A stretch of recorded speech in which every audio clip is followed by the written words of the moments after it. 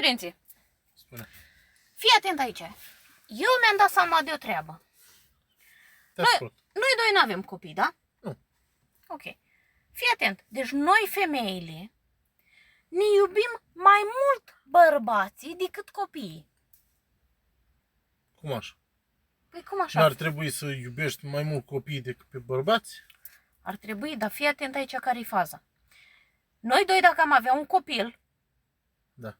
eu aș lăsa oricând copilul la vecina și să mergem noi doi în oraș, spre exemplu. În schimb, niciodată nu te-aș lăsa pe tine la vecina și să plec eu cu copilul undeva. Păi de ce prinți? Păi- Pentru că ar putea și la vecina să iasă un copil la fel de frumos. Și să-l lase la mine sau să-l lase pe soțul la mine. N-ai gândit-o bine.